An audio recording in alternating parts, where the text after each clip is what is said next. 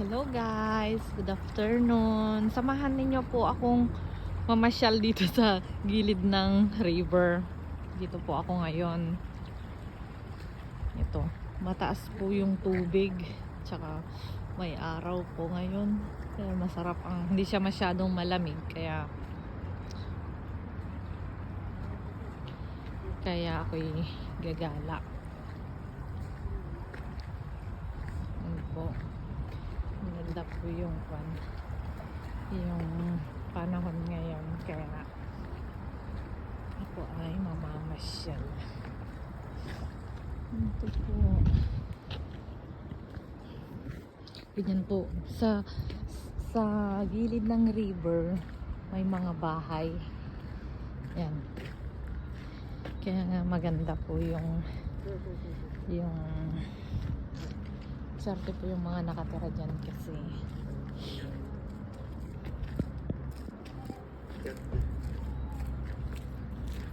swerte po yung mga nakatira dyan kasi ito po yung nilalakaran ko. Magsisimula nang magmamulaklak yung mga, hindi ko alam ano itong mga bulaklak, parang cherry blossom siya. Ganda. May init po. Yun. May mga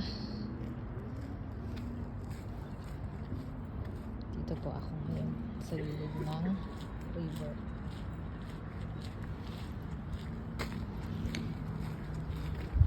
Yan po, namumulaklak na siya. Yan. Meron po akong ipapakita sa inyong bahay. Yung bahay na yun, parang bahay po siya pero para siyang castle. Ito po yung mga kinds of trees. Yan. Ang ganda. Ang ganda po dito. Malapit po ako dito. Close to my house. Kaya napaka countryside kasi itong bahay ko. Yan po. Ang tawag po nila itong trees na ito, sol floral. Malungkot daw siya na puno kasi yung para siyang umiiyak ba, nag-umiiyak yung luha pa. Ayan. Marami rin yung mga may bench kasi dito, pwede ka rin umupo ganun. Kaya marami rin tumatambay dito pag maganda yung panahon. Ayan. Samahan nyo po ako guys, share ko po kayo. Pag wala po akong ginagawa, dito lang po ako lumalakad. Nakaka-relax naman kasi yung parang nakaka-anti-stress. Ganun ba? Tsaka dito kasi parang ang mga tao dito yung hindi parang mga marites ba? Meron silang sariling mundo.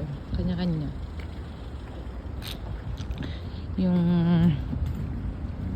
hindi parang sa atin na maingay sa mga street, maingay sa mga pasyalan, ganon. Dito wala.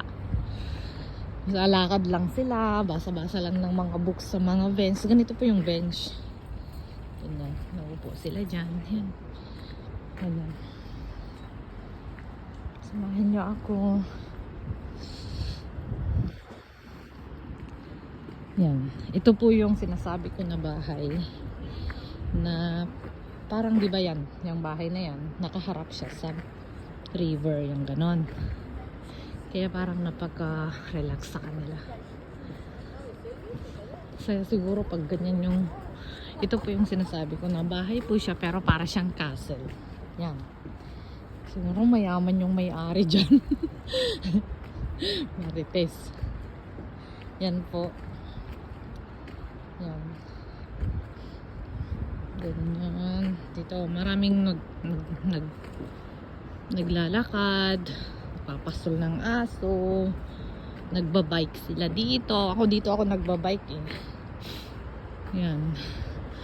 Malapit na po tayo dun sa may, ano bang tawag din, yung parang kumbaga sa dam.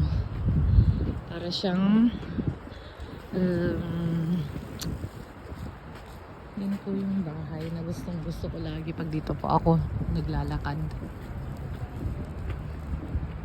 Bahay po siya Pero castle, siguro mayaman yung may-ari dyan.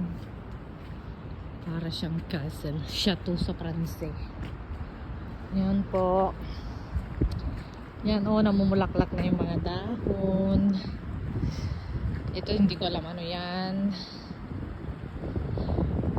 Malapit na tayo dun sa yung para siyang ano ba yun, yung parang ang tawag nila dito barrage. Hindi ko alam, ay na-over siya, nalampasan.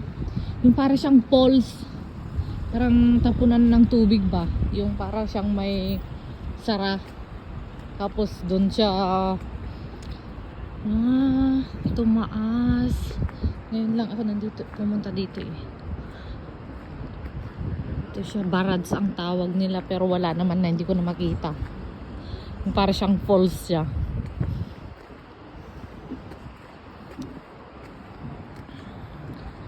Yan po, yung may init, ganda.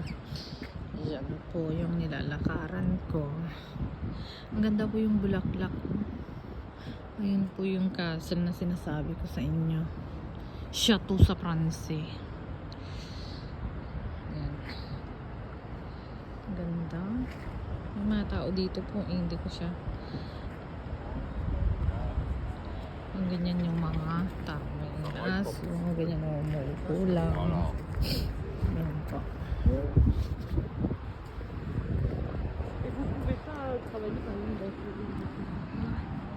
See you later guys. Thank you for watching. Maya na lang po ulit. Gawa ng mahaba po itong lalakarin ko.